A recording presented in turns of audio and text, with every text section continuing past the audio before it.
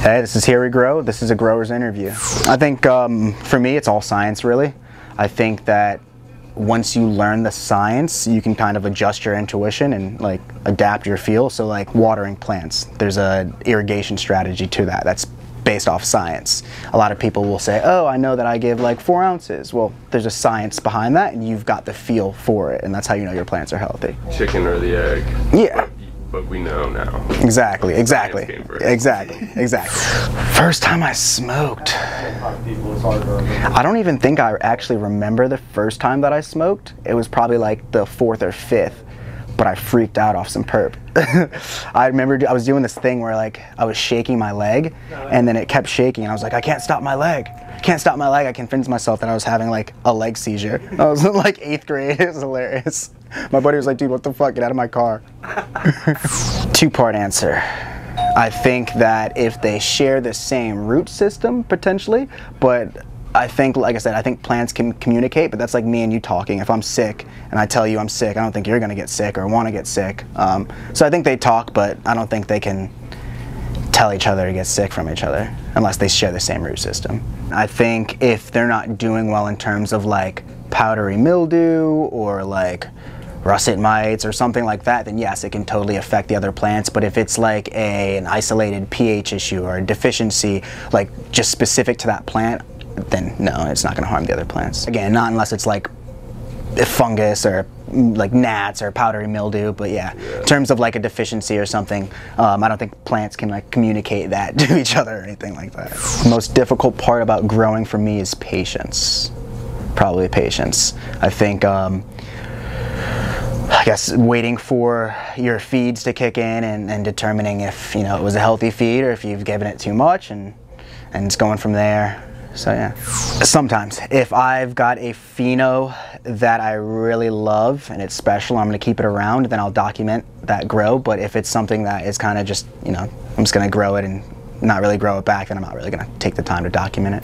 I think a lot of people go back and forth on this, but for me, I think genetics. And the reason I say that is because there are certain strains that are grown or bred to be grown in treacherous conditions. So like you can have a strain that's resistant to powdery mildew or grows well in high humidity or high heat, and then you can take that genetics and kind of match your environment. So you know, if you have a hard time controlling humidity in your, whether it's an outdoor grow or an indoor grow, then you should probably aim for genetics that have a resilience to powdery mildew.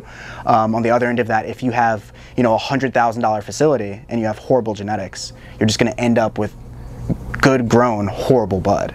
So for me, I think it starts with genetics. Probably like the tangy or the fruity flavors like papayas, so like linalool or like limonene or limonene. I always say it wrong. Mycerine, those guys. They're all hard. Yeah. All hard. But I'd say I think those are the 3 most like dominant or prominent terpenes in most of the strains that I favor. I plead the 5th.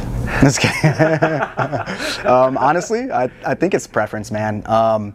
I've smoked really good organic bud and I've smoked really bad organic bud, and the same goes for, you know, salts or synthetic. I think it's kind of preference and knowledge based. I do think that organic growing takes an extended level of knowledge to be good at it. But yeah, I don't have a preference. Absolutely, 100%. It's the only way to continue to grow. You know, for example, I got a case of russet mites. I've never dealt with them. I'm an indoor grower. But a lot of the outdoor growers gave me a lot of great experience on what to do and examples and kind of quick fixes and stuff that I could remedy with. So yeah, I think it's definitely important. I mean, I know growers that are tenured with 20 years of experience that still grow bad bud, and I know growers with 4 or 5 years of experience that are growing fire. So yeah, I think it'd be good for those people to connect, have a conversation, and share their advice. Honestly, I don't have a favorite grower.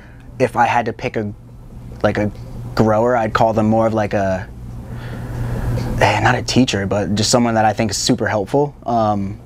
Juiced Up Genetics, I know he did an interview with you guys. He's awesome, super humble dude, really knows his shit. So I have a lot of very scientific plant conversations with him, a lot that I can't have with some other people. I think Nova Harvest is always very helpful, gives me good insight, helped me with my russet mite situation, so yeah. I think those two are probably my favorites. 100%. 100%. The 20-year grower was actually invited to a growing event. Said he didn't want to go because everybody was going to have less years of experience and there was nothing for him to gain. And he's unfortunately still growing mids. So should have been there.